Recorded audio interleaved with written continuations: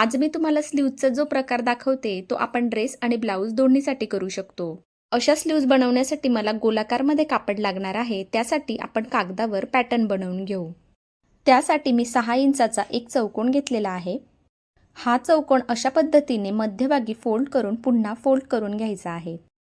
Fold केल्यानंतर आपण जर त्याची बाजू जर मोजली तर ती 3 इंचाची असेल. आपल्याला 6 इंच व्यास असलेलं एक वर्तुळ लागणार आहे. अशा पद्धतीने जर आपण कट केलं तर आपल्याला व्यवस्थित असं वर्तुळ मिळेल.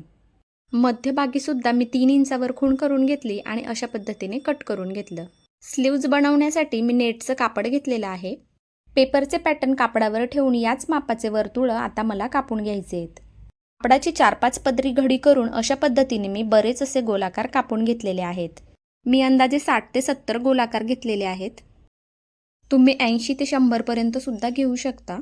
आता हे फॅब्रिक मी नेटचं वापरलेलं आहे, त्यामुळे साईडने याचे धागे निघत नाहीये. तुमच्या कापडाचे जर साईडने धागे निघत असतील तर तुम्ही याला पिको करून घ्यायचा आहे. हा जो गोलाकार आहे याला मध्यभागी अशा पद्धतीने फोल्ड करून मध्यभागी एक टाका मारायचा आहे. एक टाका मारल्यानंतर मी याला बाहेर काढते आणि अशा पद्धतीने मी हा अर्धगोल उलट करते. हे उलट केल्यानंतर आपल्याला एक 4 पदरी त्रिकोण मिळणार आहे. बरेच जण कापडाचा पहिले असा त्रिकोण तयार करून घेतात आणि त्यानंतर एक टाका मारून जोडतात. पण मी जी पद्धत तुम्हाला सांगितलेली आहे ही अतिशय सोपी आहे आणि खूप कमी वेळामध्ये हे आपण क्वांटिटीमध्ये बनवू शकतो. आता एकदम परफेक्ट अशी पाकळी तयार झालेली आहे.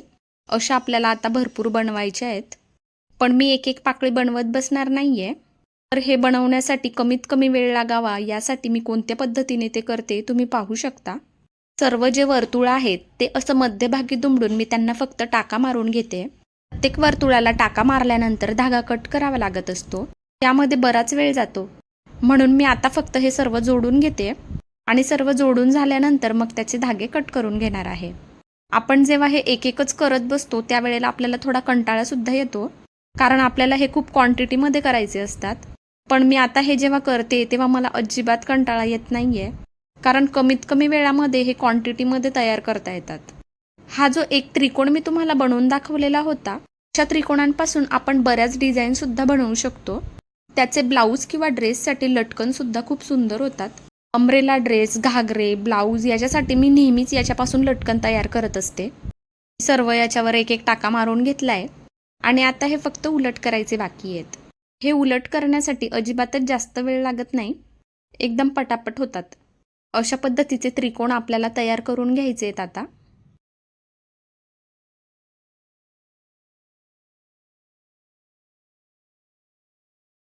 आता सर्व त्रिकोण तयार करून झालेले आहेत. लहान मुलीसाठी मी हा एक ड्रेस शिवलेला आहे. याच्या शोल्डरवर मला ते लावायचे आहेत. हे लावताना सुद्धा एक पद्धत आहे, त्याच पद्धतीने ते लावायचे, तेव्हाच आपल्याला त्याचा लुक दिसणार आहे. शोल्डरपासून मागच्या बाजूने आणि पुढच्या बाजूने 1-1 इंचावर मी खुणा करून घेते. त्यानंतर शोल्डरपासून मी 2-2 इंचावर सुद्धा मार्किंग करून घेतलं. मार्किंग केलेलं असल्यामुळे दोन्ही बाजूने ते सारखेच लावले जातील.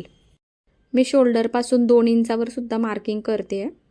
हा लहान मुलीचा फ्रॉक असल्यामुळे शोल्डर नंतर मी याला 2-2च लेअर देते. जर मोठ्यांच्या ब्लाऊज किंवा ड्रेससाठी अशा स्लीव्ज बनवणार असाल तर ह्या लेअर तुम्ही 3 ते 4 ठेवायचे आहे. आता या शोल्डरवर आपल्याला ते पहिले लावायचे आहेत.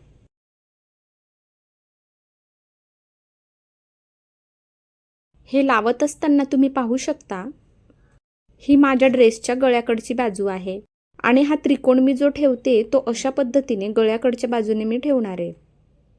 त्रिकोणाची ओपन बाजू गळ्याकडच्या बाजूने ठेवून मग अशा पद्धतीने आपल्याला एक टाका मारायचा आहे. आता मी शोल्डरवर जे सुद्धा त्रिकोण लावणार आहे प्रत्येकाची ओपन बाजू गळ्याकडच्या साईडने ठेवते. एक त्रिकोण झाल्यानंतर आता 1/2 इंचाच्या अंतरावर मी दुसरा त्रिकोण लावते. त्याच्या कॉर्नरवर एक एक टाका मारायचा आहे आपल्याला. दुसरा त्रिकोण लावून झाल्यानंतर पुन्हा 1/2 इंचाचं अंतर घेऊन तिसरा त्रिकोण मी आता लावते. याच पद्धतीने तुम्हाला 1/2 इंचाच्या अंतरावरती त्रिकोण लावून घ्यायचे आहेत. अंदाजे 4 ते 5 त्रिकोण या शोल्डरवरती मावतील. तुमचे कमी जरी होत असतील तरी काही प्रॉब्लेम नाही आहे. या स्लीव्हचा लूक कापडावर सुद्धा डिपेंड करतो. मी इथे नेटचं कापड वापरलं आहे. तुम्ही ऑर्गन्झा किंवा इतर कोणतंही कापड वापरू शकता. फक्त कोणतंही लूज पडणारं कापड आपल्याला घ्यायचं नाही आहे. मी ही जी नेट घेतली ही सुद्धा थोडीशी सॉफ्टच आहे. कस्टमरने ही आणून दिल्यामुळे मी आता हीच वापरते. नेटमध्ये सुद्धा प्रकार असतात. यापेक्षा थोडीशी कडक असणारी नेट जर तुम्ही वापरली तर यापेक्षा सुंदर लूक त्याला येतो. नेटचं कापड वापरल्यामुळे फायदा असा होतो की त्याचे साईडने धागे निघत नाही आणि साईडने पिको करण्याचं काम आपलं वाचतं. या ठिकाणी शोल्डरवर 5 त्रिकोण मी लावलेत. ड्रेसची फिटिंग करण्याअगोदरच मी जर बाह्या तयार करून घेतल्या असत्या तर ते जास्त सोपं गेलं असतं. पण काही हरकत नाही आहे, आपण त्या आत्ताही लावू शकतोय. आता ड्रेसच्या मागच्या बाजूला मी लावणार आहे. मी जी आधीच रेघ ओढून घेतलेली होती त्या ठिकाणी आता हे लावायचे. त्रिकोण लावत असताना मी गळ्याच्या साईडनेच त्याची ओपन बाजू ठेवते. शोल्डरपासून 1 इंचाच्या अंतरावर मी जी रेघ मारलेली होती त्यावर आता मी त्रिकोण लावते. प्रत्येक त्रिकोण लावत असताना मी त्यामध्ये पाव इंचाचं अंतर ठेवते आणि सर्व त्रिकोणांची ओपन बाजू ही गळ्याकडच्या साईडने आहे. तुम्ही हे शेवटपर्यंत पाहायचंय की मी कशा पद्धतीने लावते. या ठिकाणी व्हिडिओ अजिबात स्किप करू नका, कारण हे जर व्यवस्थित लावता आलं तरच आपल्याला जसा हवा तसा लूक मिळणार आहे. मी प्रत्येक त्रिकोण लावत असताना त्यामधील अंतर पाव इंच असं ठेवते. एका लाईनवर माझे 5 त्रिकोण मावत आहेत. जितके याच्यावर मावणार आहेत तितके आपल्याला आता लावायचे आहेत. लावताना मी जितके लावत जाते तसं कदाचित तुम्हाला ते दिसतही नसेल आता, पण तुम्ही या त्रिकोणांचं डायरेक्शन बघू शकता की प्रत्येक त्रिकोणाची ओपन बाजू मी गळ्याकडच्या साईडने ठेवलेली आहे. या त्रिकोणांची ओपन बाजू गळ्याकडच्याच दिशेने ठेवल्यामुळे याला खूप सुंदर असा लूक येतो. माझी ही दुसरी लाईन चालू आहे. मी शोल्डरवर अशी एक लाईन केली, त्यानंतर दुसरी लाईन केली आणि तिसरी लाईन सुद्धा अशाच पद्धतीने मी करणार आहे. आपण मार्किंग करत असताना शोल्डरच्या दोन्ही बाजूने 2-2 रेषा मारल्या होत्या. त्यावर मी हे त्रिकोण प्रत्येक लाईनवर 5-5 असे लावून घेतले. हे पूर्ण झाल्यानंतर आपल्याला थोडा फिनिशिंग टच सुद्धा त्याला द्यायचा आहे आणि तो मी कसा देते, तो कशा पद्धतीने द्यायचा हे मी पुढे सांगणारच आहे. त्यासाठी व्हिडिओ स्किप न करता पूर्ण पाहत राहा, म्हणजे कोणतीही गोष्ट तुमची स्किप होणार नाही. माझ्या आता तिन्ही लाईन पूर्ण होत आहेत. मी आता हे काढून घेते, ते कसं दिसतंय ते आपण पाहूया. खूप मस्त लूक आलेला आहे याला. तरी हे एकाच साईडचं आहे, दुसरी साईड आपली बाकी आहे. या ठिकाणी मागील बाजूने आपण अजून फिनिशिंगसाठी लावणार आहेच, पण आता पुढची बाजू आपण रेडी करून घेऊ. या ठिकाणी पुढच्या बाजूला लावताना सुद्धा आपण त्याच पद्धतीने लावायचे आहेत. जसे आपण आधी लावले तसेच गळ्याकडच्या साईडने ओपन बाजू ठेवून पाव इंचाच्या अंतरावरती ते ठेवून टाका मारून घ्यायचा आहे.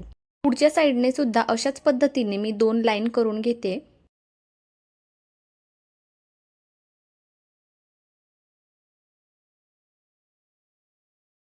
माझ्या आता दोन्ही लाईन करून झालेल्या आहेत. आता फिनिशिंगसाठी आपण याला साईडला सुद्धा लावणार आहे. साईडने मी आता जे त्रिकोण लावणार आहे त्याची ओपन बाजू मी आता शोल्डरकडच्या बाजूने ठेवते आणि त्यावर एक टाका मारून घेते. आता या त्रिकोणांची दिशा वरच्या बाजूने दिसेल. एक त्रिकोण लावून झाल्यानंतर दुसरा त्रिकोण सुद्धा त्याच्या शेजारीच मी लावणार आहे. आता मी जे त्रिकोण लावते त्या प्रत्येक त्रिकोणाची बाजू शोल्डरकडच्या बाजूने आहे, म्हणजेच वरच्या बाजूने आहे. अशा पद्धतीने ते लावल्यानंतर त्याला छान फिनिशिंग सुद्धा दिसते. ज्या पद्धतीने मी पुढील भागाला अशा प्रकारे फिनिशिंग दिलेली आहे त्याच पद्धतीने मागील भागाला सुद्धा आपल्याला फिनिशिंग द्यायची आहे. या ठिकाणी मागच्या बाजूने मी फिनिशिंगसाठी अजून थोडेसे त्रिकोण लावून घेणार आहे. त्याची ओपन बाजू शोल्डरकडच्या बाजूने ठेवते मी. अंदाजे 4-5 त्रिकोण इथे लावता येत आहेत मला. ह्या स्लीव्ज दिसायला कठीण पण बनवायला अगदी सोपे आहेत. तुम्ही एकदा नक्की ट्राय करा. आजचा माझा हा व्हिडिओ तुम्हाला कसा वाटला? आवडला असेल तर लाईक करा आणि शेअर करा. स्लीव्ज ट्राय केल्यानंतर कमेंट करून मला नक्की सांगा. ब्लाऊज आणि ड्रेसच्या गळ्याच्या किंवा बाह्यांच्या ज्या नवनवीन डिझाईन्स आहेत त्याचे नवनवीन व्हिडिओ मी तुमच्यासाठी आणत असते. असेच नवनवीन व्हिडिओ बघण्यासाठी चॅनलला नक्की सबस्क्राईब करा. थँक्यू.